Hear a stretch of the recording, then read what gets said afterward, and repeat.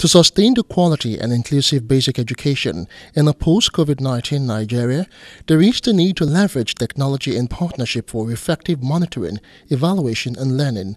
This was one of the highlights of a two-day training program for supply side of implementers for Lagos Ministry of Education, Universal Basic Education Board and local government education authorities.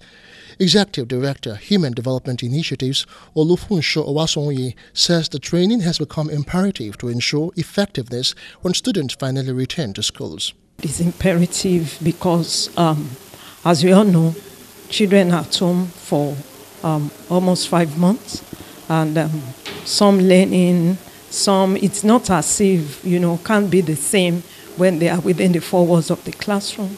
So now that the coming back is gradual, those on the supply side, they need to have this sort of training on what I'll call extra measures that they are going to put in place because of this post-COVID, when the students are going to go back to school, so that the quality basic education will still be as it is and also inclusive. While we appreciate the efforts of certain governments who have taken initiative to ensure that learning continues around this time, we see that there is a major challenge, particularly with delivery.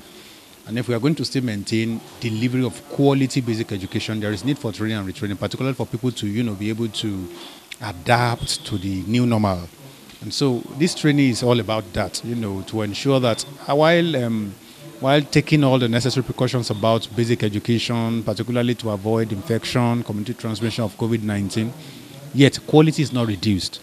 If you are doing delivery on air, how do we ensure that quality is what is given out?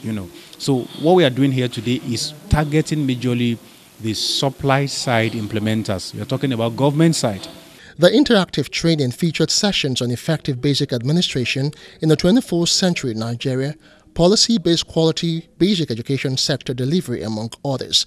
The facilitators are optimistic that with simplified technology, education in Nigeria can be assured amid the pandemic. They also speak on the need to always ensure proactiveness beyond COVID-19.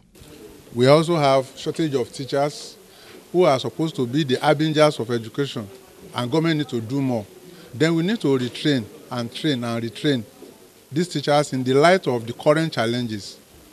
We are now in the era of more people coming to schools. Do we have the space? Do we have the teachers? Do we have the facilities? Do we have the finance? Can we manage our opportunities? Are these children being given the right quality of education? And the challenge of COVID-19 is a reality. Are we prepared to take these children back to school? Can they find the space in school to operate? What of their hostels?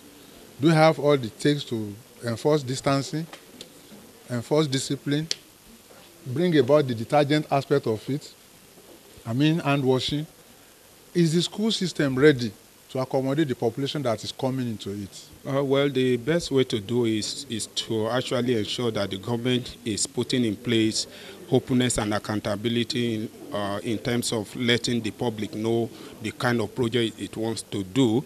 And I actually want to use this opportunity to appreciate Lagos State that has demonstrated that openness by actually making sure that the action plan for 2018 UBEC Intervention Fund project is actually made public, and that is the tool that we are using to actually train now, and that they should facilitate partnership with the local level implementers of the project, the education secretary, the head of sections, the communities. They should be aware of whichever project that is going on, and that part of what we are discussing in this particular training is about leveraging the use of partnership and technology. I think it's a process, it's a gradual thing. It cannot just come like that, but it won't be totality, because you just have to be in the classroom, maybe all this, because some learning alone in the home, it has its own effects on emotions,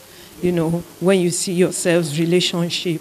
But when all these COVID rules are in place, that, okay, don't talk, don't touch, but at least okay, I can still talk to somebody else, not only me talking to myself at home and seeing somebody else. The 2-day training will have other sessions on the primer on the psychology of education for basic education administrators, emotional intelligence in the governance of basic education in Lagos, among others.